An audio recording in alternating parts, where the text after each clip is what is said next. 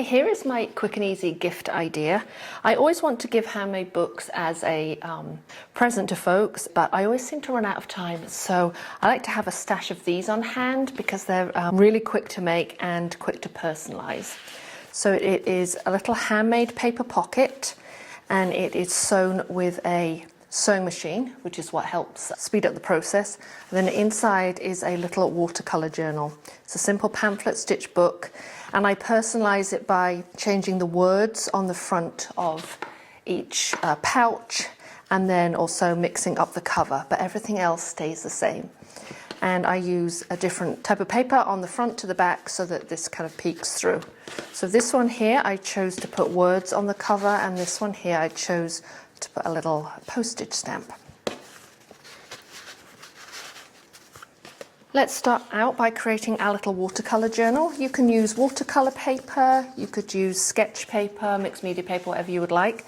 I encourage you to use what you have lying around and what you think your recipients would like. This is a thin watercolor paper, and I am folding and tearing it because I like a torn edge. If you prefer a straighter edge, go ahead and use a paper cutter or a knife. And these little pages measure about 4.5 by 6.5, but the size isn't super important. Just make a mini book and then we'll make the envelope to match. So gather your pages. There are 8 here, I believe, and then we're going to fold as one unit to create a signature. Gives us a nice rounded edge when we fold them all together. Then open it up to the middle, grab a pen, and we're not going to do any measuring, we're just going to mark along this center spine a hole roughly in the middle and a hole roughly 1/2 inch from the top, 1/2 inch from the bottom. No major measuring involved. Right there, and right there. You can make the holes right on your table like this, on a piece of foam, using a phone book, or if you have a cradle, just pop it inside the punching cradle and punch through those 3 holes with your awl. If you don't own an awl, then you can stick a needle into a champagne cork instead. Isn't that a good excuse to buy a bottle of champagne? Now we have our holes. We're going to sew this. You can use embroidery floss. You could use pearl cotton. I happen to have wax linen thread here, but it's not super critical.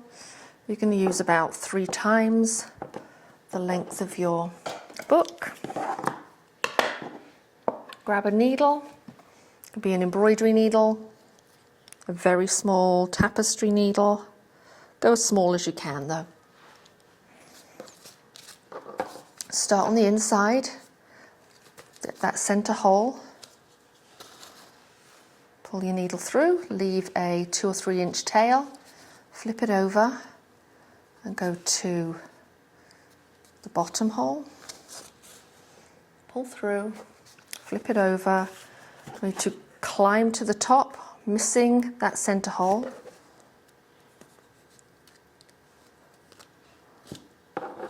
So you've got a nice long stitch right in the center. Flip it over to the outside, come into the hole where you started. So on the outside of your book you've got 2 stitches, and on the inside you have 1 long stitch and these 2 tails. Let's put 1 tail on the left and 1 tail on the right of this center stitch, and get rid of that needle now. And I'm going to tie a square knot. Just give them a little tug before you tie. Left over right, right over left. Just like you are back in the Girl Scouts. And take your bone folder. If you don't have a bone folder, you can always use a gift card.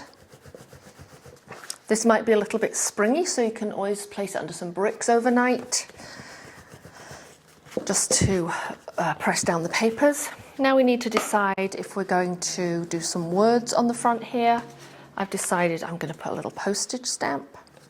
So this one is gardening and horticulture, it says. So I know I'm going to be giving this to my neighbour who is a member of the garden club. Just a Yoo-hoo glue stick will work just fine. Pop that in the top third. Make sure it's straight. Whoops. So feel free to decorate the front of this however you like. I think a little just scrap of vintage paper might be fun. Teeny tiny piece of jelly print. Just keep it really simple so that you can make lots of these. I wouldn't go too complicated. So there's our little notebook. Now we need to create the little sleeve for it. Now you're going to need 2 pieces of paper for the sleeve, fairly heavy duty. I'd go with a watercolour paper. This happens to be some handmade paper, but I would go with a thick paper like mixed media or watercolour paper. So you're going to cut these to be 2 inches bigger than your little notebook. So take the measurements of your notebook and add on 2 inches to the top, 2 inches to the width, and that's going to give you the size of your envelope. No more complicated than that. So I have a front and a back. I'm going to have the brown as the back. I'm going to have the leaf pattern at the front. If you don't have a hole punch to cut out this notch, you could just always cut it by hand, and it doesn't have to be a circle. I'm going to be using an oval shape. So at the top of the paper, I'm going to cut out or punch out a space for fingers to pull out the notebook. And I need to decide what words I'm going to put on the front here. So I like to put them on a separate piece of paper. So here I did watercolor paper, and I used a typewriter to create every day. Here I used the typewriter and put it on a piece of fabric. So feel free to put your words on anything you would like. I'm going to decide what I'm going to use. So I have this piece of muslin, and what I do is I iron freezer paper on the back before I slide it into my typewriter or before I put it through my printer, and it works really well. I do like the embrace change, I have to say, or on this piece of ledger paper I have create every day. I think I'll do embrace change because that goes in my gardening theme a little better. So I'm going to just tack it on with glue stick and then take it to my sewing machine and sew it on.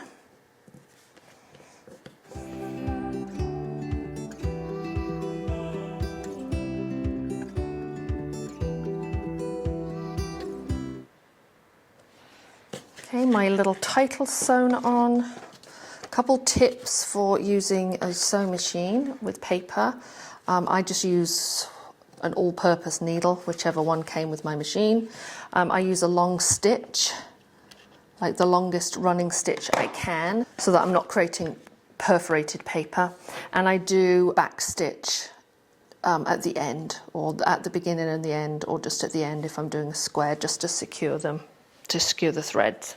So now I need to, let's just double check that this is going to fit. Yep, that's going to fit nicely. I'm going to sew around 3 edges and then obviously leave the top part open for my notebook. At this point, if I wanted to add ribbon or some kind of hanger to this, I could, and these would be awfully cute left on someone's door as a gift or on the back of a chair as a party favour. So at this point you could decide to add in here a little hanger and then maybe tack it down with some glue and then sew around the edges. I'm just going to keep mine plain, but that is an added option.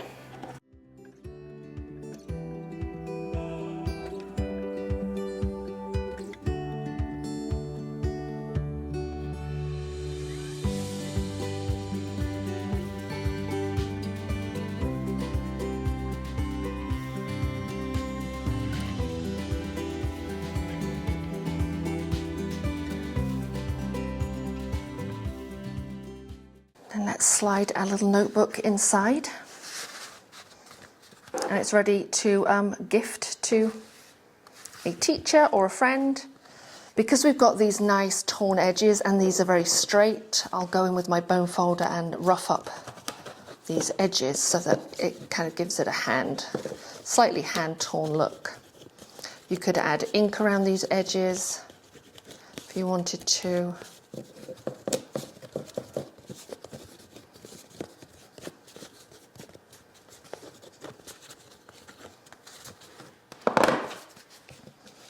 Okay, this is ready for my neighbour who likes to garden.